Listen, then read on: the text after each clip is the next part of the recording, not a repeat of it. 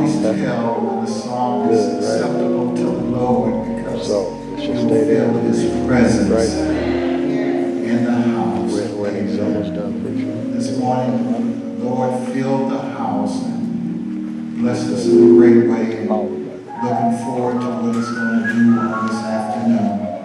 As I shared, talked many times, we know that the Shiloh Baptist Church is blessed with a bouquet of preachers that can all preach. Amen. And this afternoon, a young man that doesn't need any introduction because we know he's a deep, deep, deep Bible scholar. He knows the Bible inside out. And he's Sister Hopkins' #1 preacher. Amen.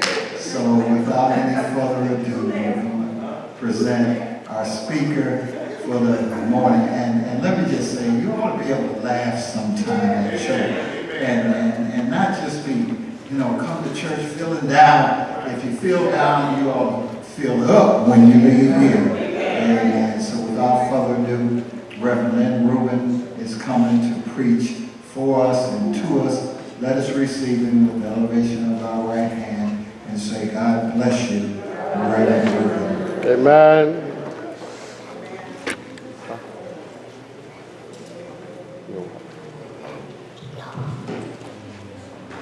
Is it hot in here or is it just me? It's hot. I want to make sure. Amen. Honor to God, brothers and sisters, to Shiloh MBC Pastor Rev Hill. For all of you, we're happy to be back in the house of prayer once again. Amen. I was going to try to sing this song a little bit dedicated to a friend of mine who passed in Los Angeles. I didn't know it until I saw it on YouTube the other day. But it's so hot. I'm just going to kick a little bit of what y'all just did. You are the source of my strength. Well. You are the strength of my life.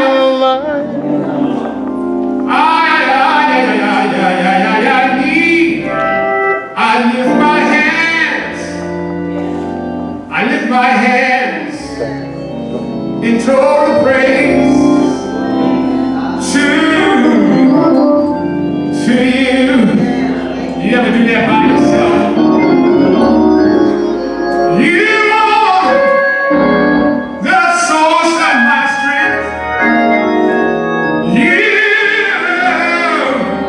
You are the strength of my life. I lift my hands in total praise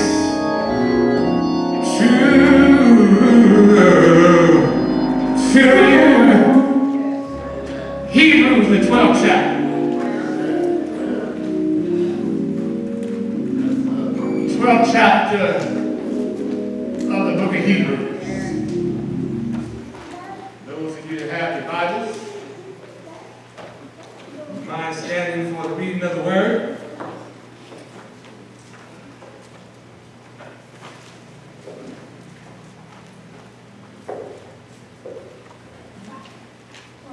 You'll find these words in verses 1 and 2. Wherefore, seeing we also are encompassed about with so great a cloud of witnesses, let us lay aside every weight and the sin which does so easily beset us, and let us run with patience the race that is set before us, looking unto Jesus, the author and finisher of our faith, who for the joy that was set before him endured the cross, despising the shame, and is set down at the right hand of the throne of God.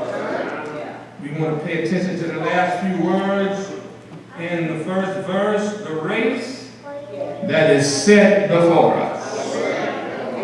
That's what we want to talk about, the race that is set before us. Brother Cannon this morning didn't know it, but he gave credence to what I was going to talk about today when he attempted to sing, Lord, hold my hand while I run this race. And the words are, because I don't want to run this race in vain. But he did a fine job of singing it.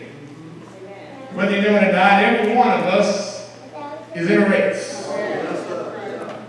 We look at races as being in a competition against another individual. Cars race against cars.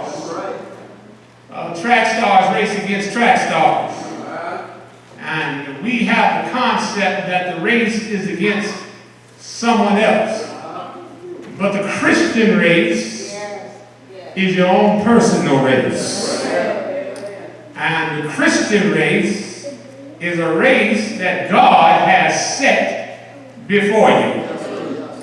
Because in Psalms 37:23 it says, the steps of a good man are ordered by the Lord. Pastor Ray said, the Lord chooses our mountains and he chooses our valleys. Because you're not going to heaven on a flower bed of ease. Now, you're going to have some trials and some tribulations. That is your race. Because we don't hang around with one another 24 hours a day, 7 days a week, 365 days out of the year.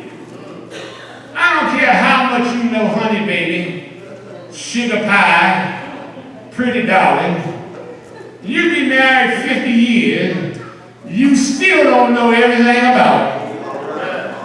And they don't know everything about you. Because there's some things you just don't share. I think all the folk in here got a love to say amen. You don't know everything about everybody, but the Lord knows everything about you. From every strand of hair in your head to every crust on the bottom of your foot. The Lord knows everything about you. And so he set this up so that there are certain conditions to running this race. He says, wherefore seeing that we have this race set before us, we run it with patience. So the Lord, in his word, in the 11th chapter of the book of Hebrews, lets us know about the Hall of Fame of faith. He says, by faith, Abel. By faith, Enoch. By faith, Noah. By faith, Abraham. By faith, Sarah. By faith, Moses. Y'all ever read it? By faith, Isaac. By faith, Jacob. By faith, Joseph. By faith, the children of Israel marched around the wall of Jericho till it came down. By faith, Barak. Y'all thought it was the president had the only name. By faith, David. By faith, Samuel. And by faith, Samson. They all ran their own personal race. And now they're peering over the balcony of eternity, cheering us on. Saying that we can make it if we stay with the Lord. Are y'all in here? You got grandmamas and granddaddies and daddies and mamas that didn't have the greatest education in the world, that have gone on before you, that ran the race. It's different nowadays. When I came up, Brother Cannon, we had 10 children. in the house. And when we got ready to eat dinner, everybody came in the house. Mama said, go wash your hands. Then we come to the dinner table and we had to say a verse. Some of y'all know what I'm talking about. Before you ate, you had to say a verse. By the time you got 7, 8 years old, Jesus wept, didn't work no more. And you had to get another verse. And when we would finish eating, we had to take our plates to the sink. They don't do that no more. Nowadays, they order what is known as fast food. That's why they're so unhealthy. Because children are being raised on fast food. You wonder why they're so crazy and doing all the things that they're doing. It's because of what they consume. No longer are we getting good meals like we did back in the day. And nowadays, even in the churches a lot of times, you ain't getting a good meal. A lot of preachers want to slop you. Are y'all with me here? Paul, they say, is not possibly the writer of the book of Hebrews. But if you look at it carefully, you notice that the writer of Hebrews writes just like Paul. Y'all know the saying, if it looked like a spade and it acted like a spade, it's probably a spade. So I contribute the book of Hebrews to the Apostle Paul. Look what he says here. Therefore, number one, seeing that we also are encompassed about with so great a cloud of witnesses, let us lay aside every weight and the sin which do so easily beset us. The book of Hebrews is not written to the world. Amen, nice and walls. But it's written to the church. And the thing that gets me is, why does he write and say that it so easily besets us? Why does sin so easily beset us when we sit up listening to the gospel every week? Christians nowadays are making me sick. We got the evangelists, or whatever they call themselves, back there in the colleges, the evangelicals that are most sinful than the world is. Psalms 101:7 says, he that worketh deceit will not abide in my house. He that telleth lies will not tarry in my sight. So I want to know how you can support a man that been told 10,000 lies since he's been in office. Are y'all in here? And then say, the Lord has changed my life. God hates a liar. You may as well know that God hates those that willfully lie again and again and again. Ain't no sense in sitting up here and saying you ain't never told one. Because I told one this week. And had to ask the Lord to forgive me. They called and said, is this Rev Rubin? I said, no, he ain't here. Bill collector. Call me next week when I got some money. Don't say that you haven't ever lied. That's why I say don't. Folks should never say that their children don't lie. Because if they don't lie, they didn't take after you. Don't say they won't steal. Because if they don't, they didn't take after you. All of us have sinned and come short of the glory of God. So Paul said, let me skip over this other part, in the second verse, he says, now, what we have to do is look to Jesus, the author and finisher of our faith. When I was a child, they used to sing a song, Children don't know it, but some of y'all know it. The song said, only a look at Jesus. So bow down with care. He has promised to defend us. He will always care. And then the hook would say, only a look. Y'all remember that? Only a look. Turn me away from sin. He has promised to defend me. Jesus, are y'all there? So he says here, looking to Jesus, the author. Notice the word says the author. The problem with too many people is that you've written your own conditions for your faith. Jesus has got to be the author of the faith. In other words, you without faith, y'all help me here, it's impossible to please God. Why? Because in running this race, you're going to come up against some obstacles. You're going to come up against some heartache. You're going to come up against some brokenness. And when you do, you got to keep the faith. Believing that God is going to deliver you. I always use myself as an example with everything that I went through years ago. The one thing I never lost was my faith. They said I was crazy talking to the walls. I was talking to the Lord. Because I believed that he could fix it. Huh? Y'all know the song, I don't believe he brought me this far just to leave me.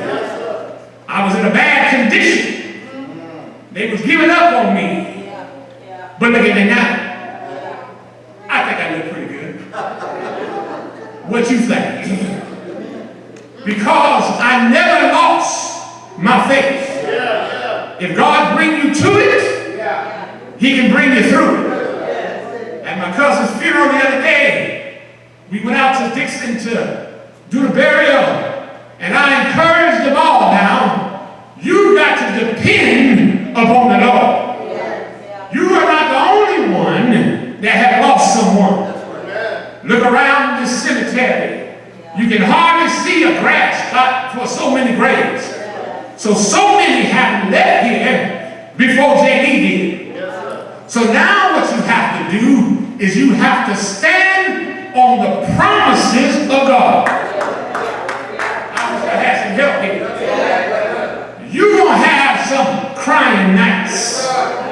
You're going to have some broken-hearted moments. But the Bible says, weeping may endure for a night. But if you stay with the Lord, joy gonna come in the morning. We used to sing a song that said, you'll understand it better by and by. So here we are now. He said Jesus is the author. But now he's not only the author, he's also the finisher. Pastor Paul said, I fought a good fight. Y'all sit up in church sometime and you don't feel like being here. You get up in the morning and it ain't as easy as it used to be. I watch my son, when he get up in the morning, 15 minutes later he out the door. And I'm still sitting there. And he said, Dad, you still sitting there. I tell him, keep on living. You think it's going to be like this always? You think you're going to be young and full of vim, vigor, and vitality? Wait till 40 catch. It's going to be a new ball game. Are y'all in here? Things stop working like they used to work. I wish I had some help here. Can't eat like you used to eat. Got to go to bed early. Brother Cannon, I used to leave my clothes in the closet. Now I put them out the night before. Are y'all in here? Because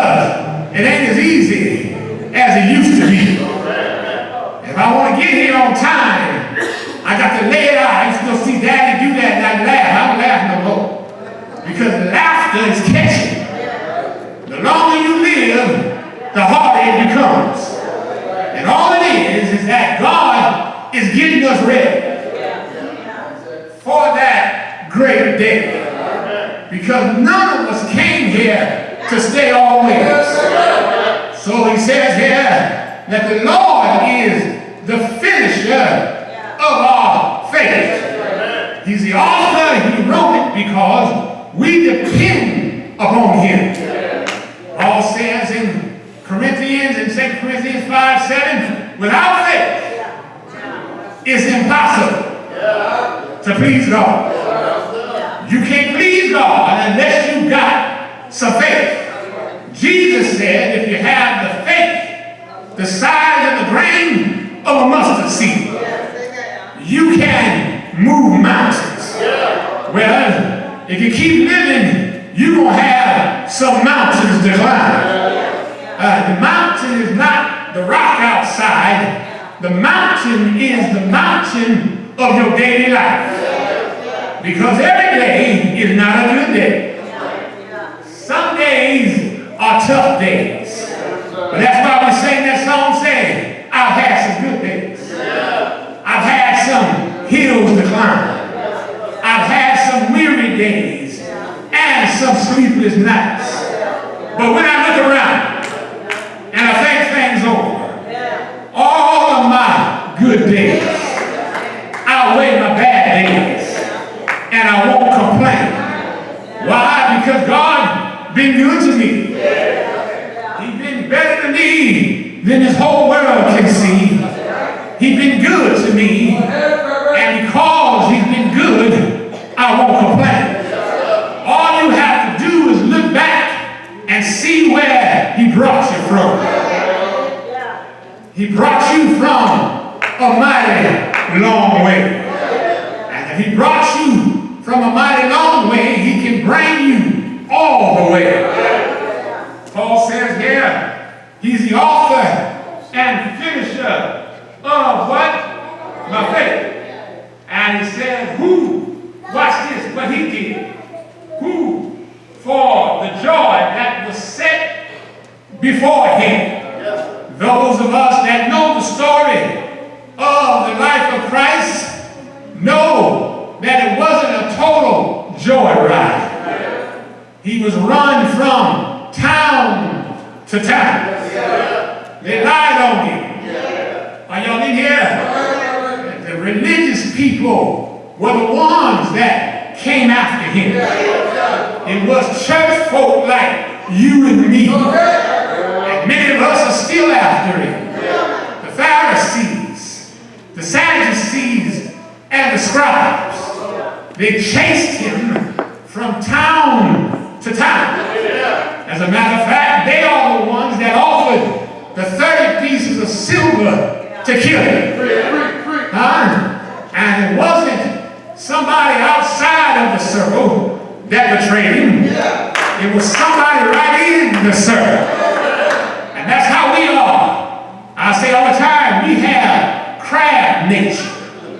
If you put a bunch of crabs in a bucket and one start to pull up, the rest of them start trying to pull him back down. We the same way sometimes.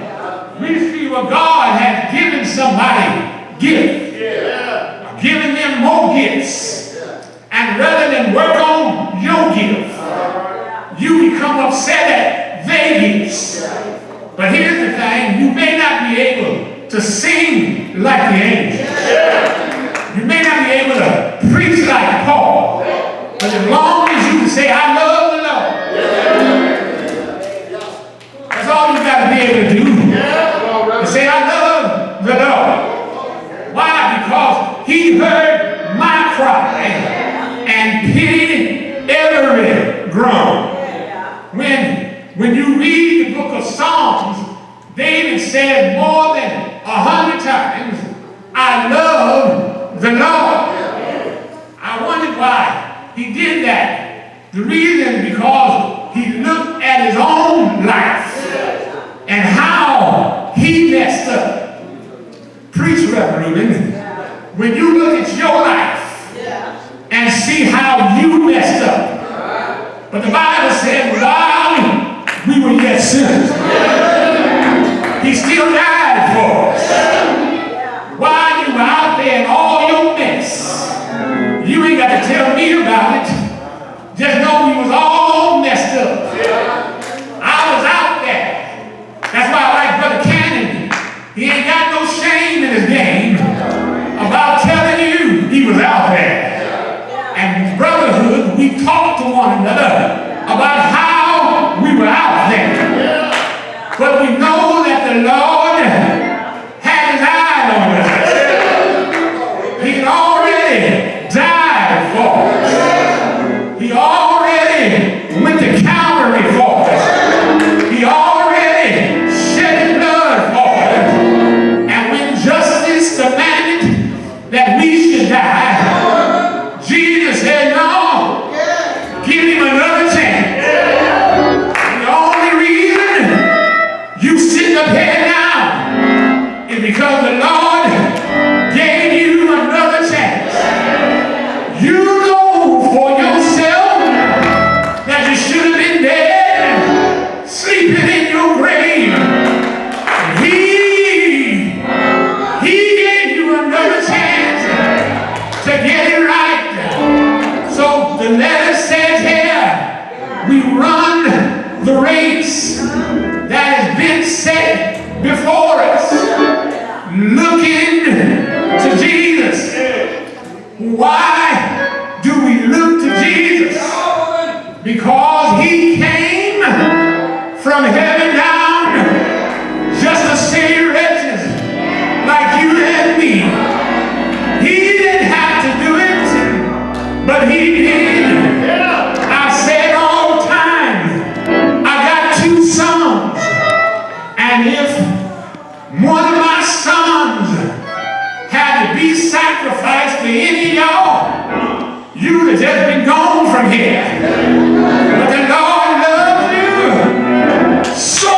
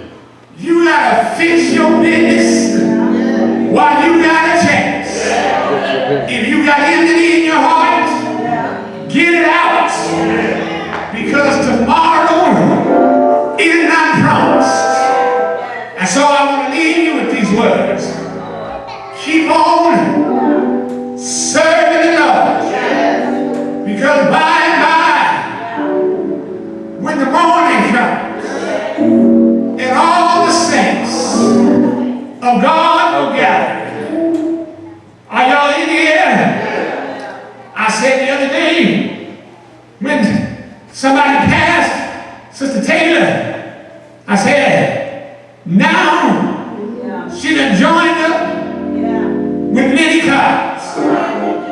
She done joined up with Rev Davis. She done joined up with the Lord Harris. She done joined up with Reverend Harris. And now they're waiting on us. Are y'all in here? Cheering us on. Saying, stay with the Lord. You don't